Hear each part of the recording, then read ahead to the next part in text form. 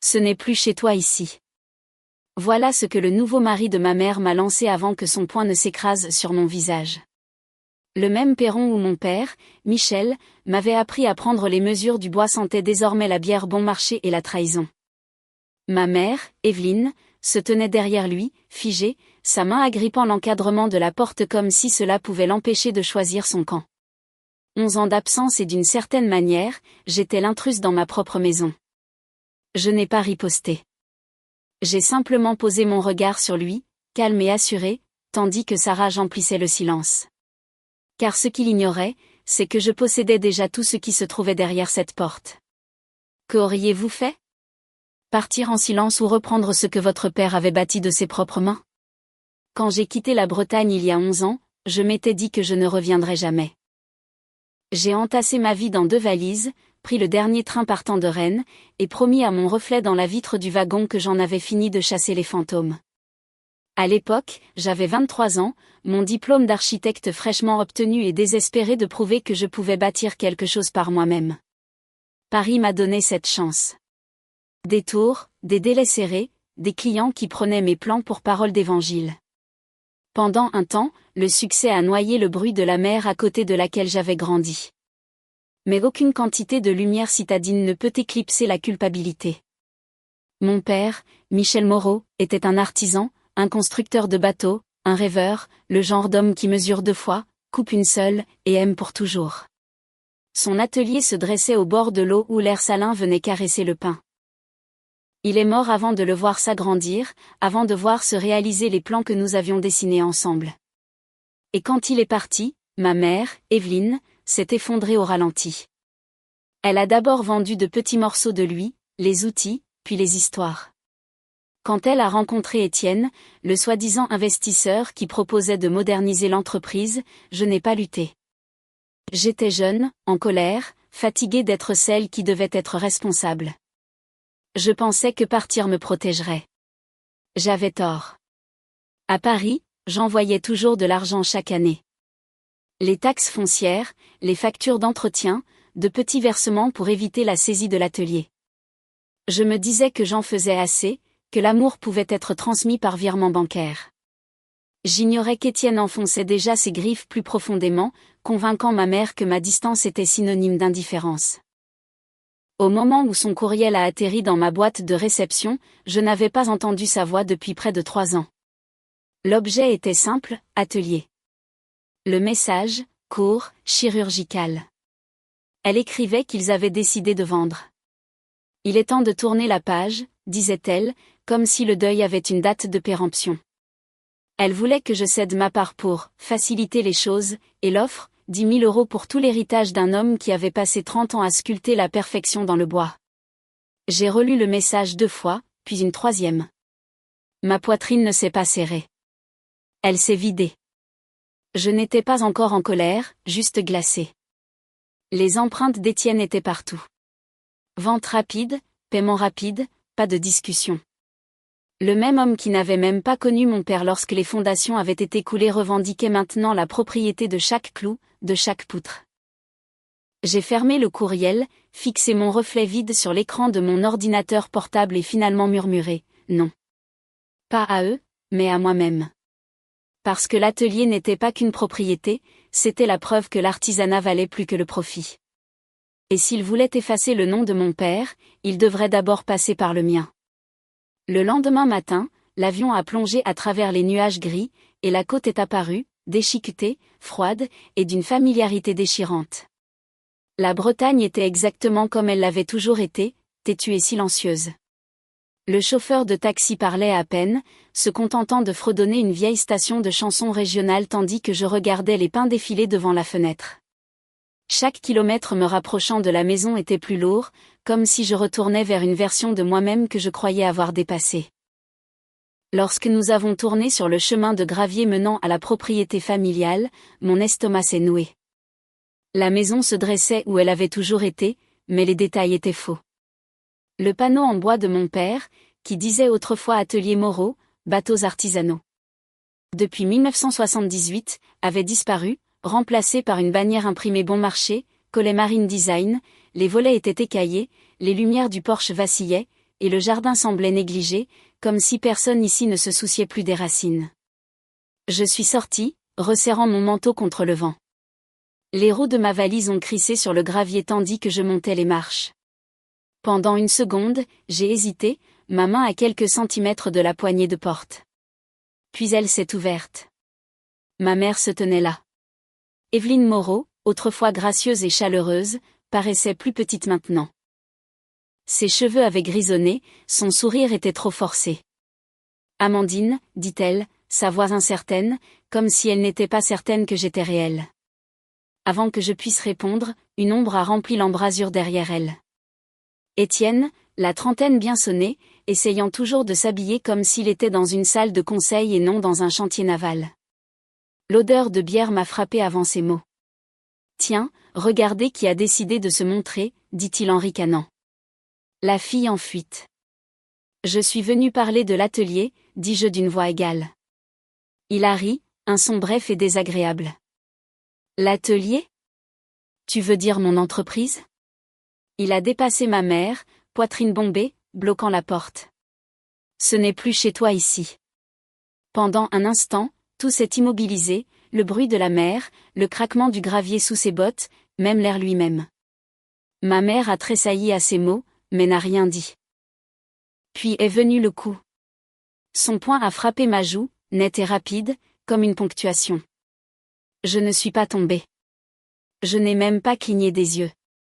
Je suis restée là, le goût métallique du sang sur la langue, le fixant tandis que la lumière du porche bourdonnait au-dessus de ma tête. Évelyne a haleté. « Étienne, arrête. » Mais elle n'a pas cherché à me toucher. Elle a cherché à le retenir, lui. C'est cela qui a brisé quelque chose en moi. Non pas le coup, mais le silence qui l'a suivi. J'ai ajusté mon manteau, redressé mon dos, et les regardé droit dans les yeux. « Tu as raison », dis-je doucement. « Ce n'est pas ma maison. » Je me suis tournée vers l'allée. Mais ce n'est pas la tienne non plus. Je suis partie sans un mot de plus. Derrière moi, je pouvais l'entendre marmonner, me traitant d'ingrate, de folle, d'inutile. Je m'en fichais. La colère que j'attendais n'est jamais venue. Seule la clarté est apparue, froide et tranchante comme l'air d'hiver.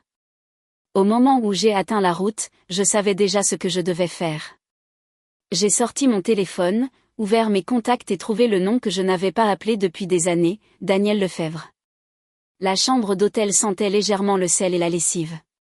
Une seule lampe bourdonnait à côté du lit alors que j'étais assise sur le bord, tenant une compresse froide contre ma joue. Le bleu n'était pas encore complètement apparu, mais la douleur en dessous était constante, comme un rappel de ne pas oublier la raison de ma venue.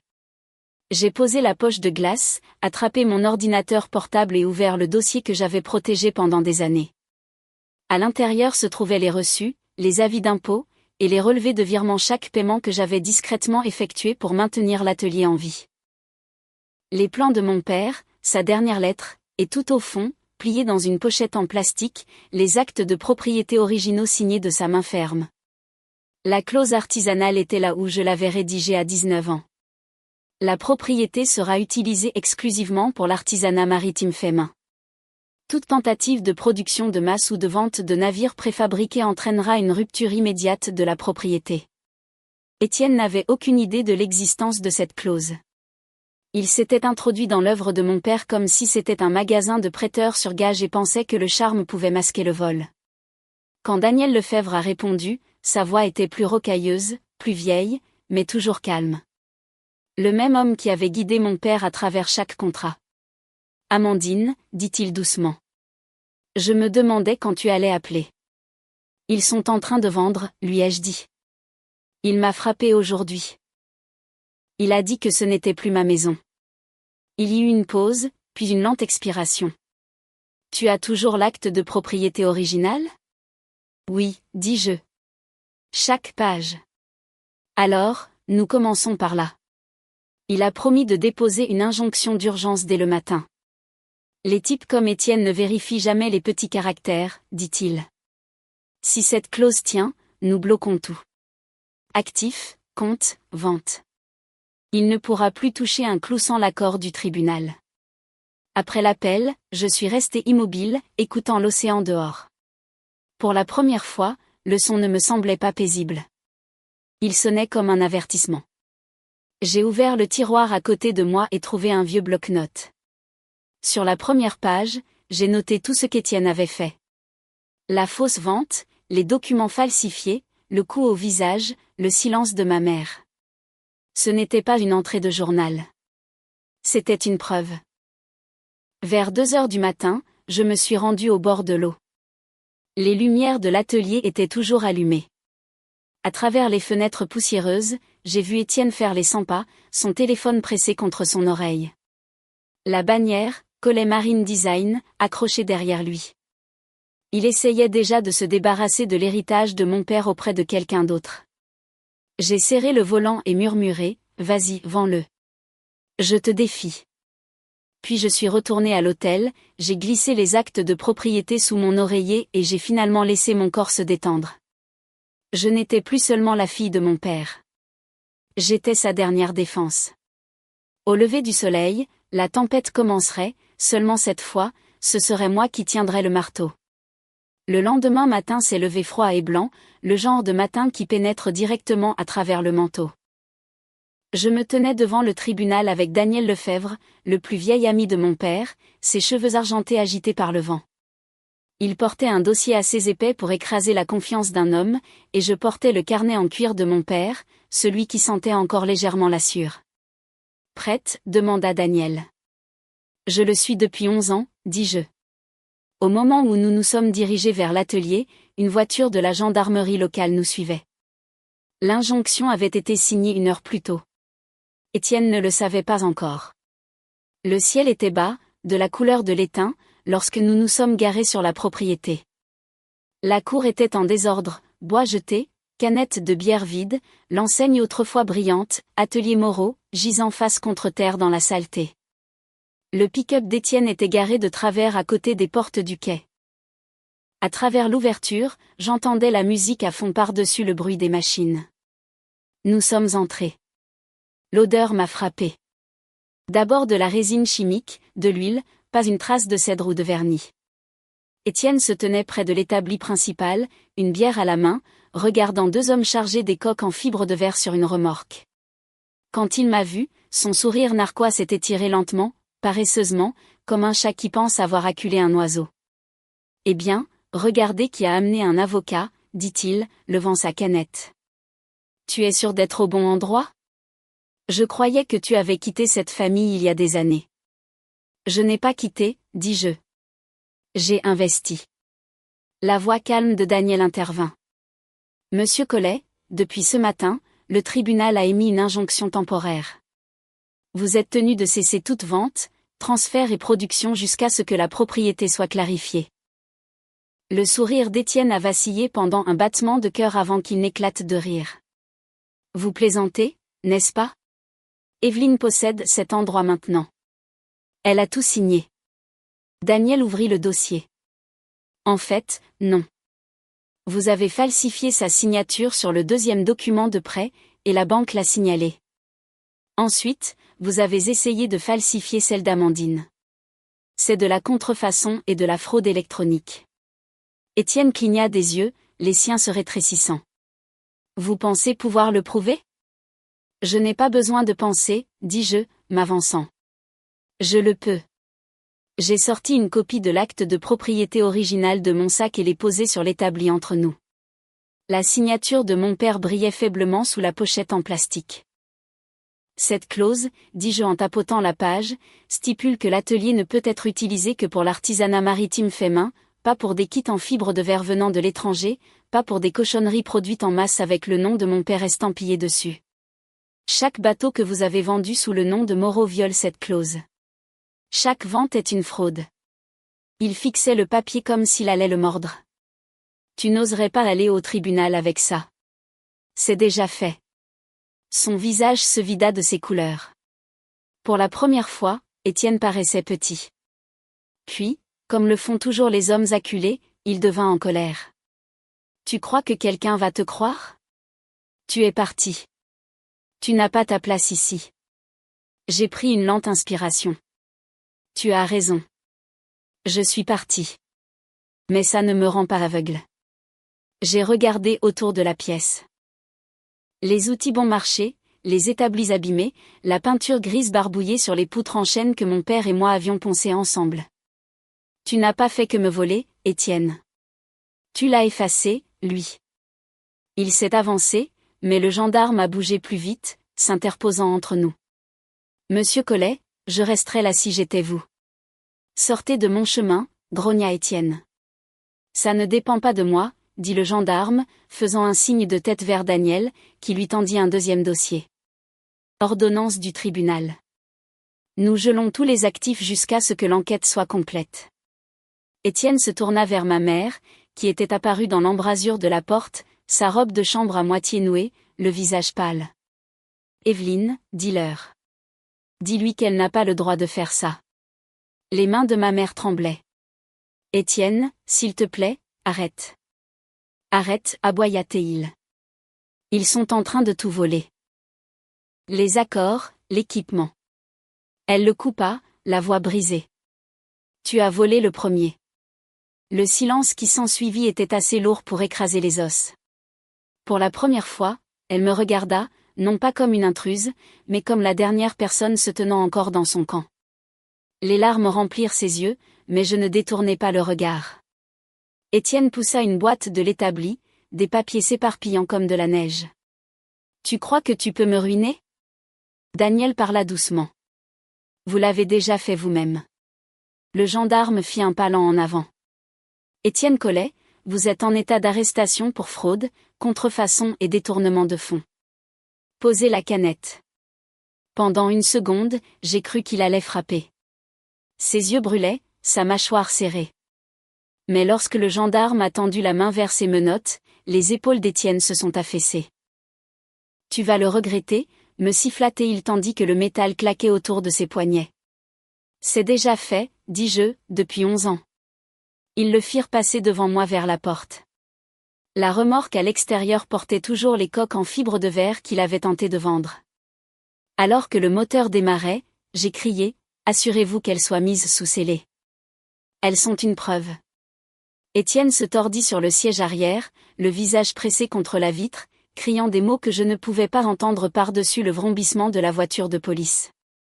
Lorsque la voiture disparut sur la route, le silence qui la remplaça fut presque trop assourdissant. Ma mère s'appuya contre l'embrasure de la porte, tremblante. Je ne savais pas, murmura-t-elle. Il a dit que ce n'était que des affaires, qu'il rendrait ton père fier. Je la regardai longuement. Papa n'a pas construit cet endroit pour les affaires. Il l'a construit pour l'intégrité. Elle hocha lentement la tête, son visage se chiffonnant. J'étais seule, Amandine. Je sais, dis-je doucement. Mais la solitude n'est pas une excuse pour détruire l'héritage de quelqu'un. Daniel s'éclaircit doucement la gorge. Amandine, l'injonction est sécurisée. Nous commencerons l'audit demain. J'ai hoché la tête, puis j'ai marché vers le centre de l'atelier.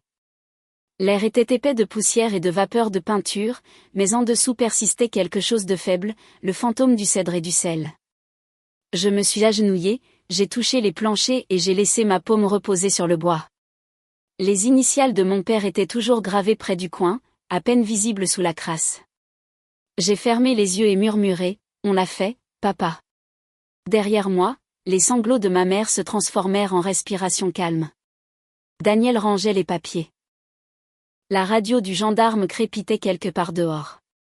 Pendant un long moment, personne ne parla. Puis je me suis levée. Nous allons tout restaurer, dis-je. Pas de bannière, pas de fausse marque, juste Moreau.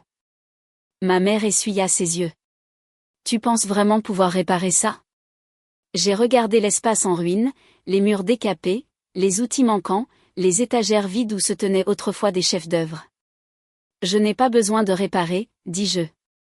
J'ai juste besoin de le reconstruire. Quand la dernière lumière du jour a glissé sur le sol, j'ai aperçu mon reflet dans l'une des fenêtres.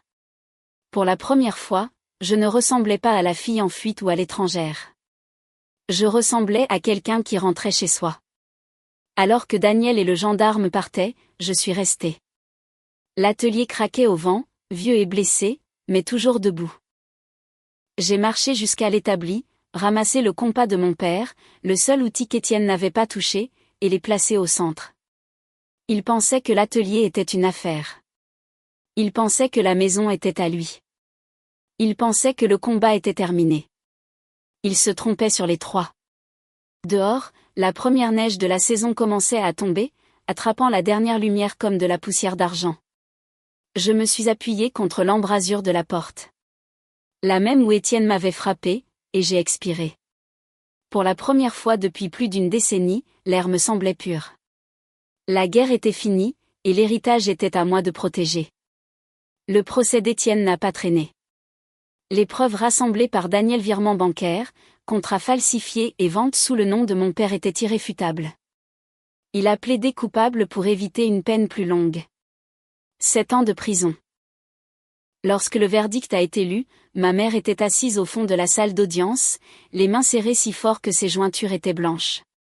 Elle ne m'a pas regardé quand cela s'est terminé, mais elle a murmuré « Je suis désolée », et pour une fois, je l'ai cru. Je suis restée en Bretagne pendant des semaines après la sentence. Chaque matin, je déverrouillais l'atelier, je retroussais mes manches et je commençais le lent processus de reconquête de ce qui était à nous. La peinture grise a été retirée des poutres en chêne, une couche à la fois. J'ai récuré les sols, remplacé les fenêtres cassées et restauré le panneau qui avait autrefois fièrement accroché au bord de la route, Atelier Moreau. Bateaux artisanaux depuis 1978. Un après-midi, en balayant sous l'établi principal, mon balai a accroché quelque chose de solide. Je me suis agenouillée, j'ai retiré une planche lâche et j'ai trouvé un petit paquet enveloppé dans de l'huile. À l'intérieur se trouvaient les ciseaux de mon père, son compas, et une note pliée, les bords jaunis. Pour quand tu rentreras à la maison. Je me suis assise sur le sol poussiéreux, tenant les outils comme des reliques. La douleur dans ma poitrine n'était plus du chagrin. C'était la paix. Les mains de mon père avaient construit l'héritage, mais les miennes l'avaient ramené à la vie. Le jour où j'ai raccroché l'enseigne de mon père, l'air était vif de sel et de sueur. L'atelier se tenait à nouveau fier. Pas de bannière, pas de bruit, juste du bois et du silence. J'ai passé ma main sur les lettres, Atelier Moreau. Bateaux artisanaux depuis 1978. Pendant des années, j'ai cru que partir signifiait l'abandonner, mais maintenant je comprends que c'était une préparation. Je devais partir pour devenir assez forte pour revenir. L'arrestation d'Étienne n'était pas une victoire. Reconstruire était la justice. La justice n'était pas une question de punition. C'était une question de restauration, de refus de laisser la cupidité réécrire l'amour. Le nom de mon père n'a pas survécu grâce aux tribunaux ou aux avocats. Il a survécu parce que j'ai refusé de céder ce qu'il avait construit. Parfois, les personnes qui devraient nous protéger sont celles qui nous trahissent. Mais même dans ce cas, vous avez toujours le pouvoir de récupérer ce qui vous revient de droit. Si jamais vous avez été trahi par votre propre famille, dites-moi ce que vous avez fait ensuite. Êtes-vous parti en silence ou avez-vous riposté? Commentez ci-dessous. Je lis toutes les histoires. Et quand cette vidéo se termine, ne vous arrêtez pas là. Regardez les prochaines histoires sur la trahison familiale, la vengeance silencieuse et la rédemption après la perte. Vous pourriez y trouver un morceau de votre propre histoire qui vous attend.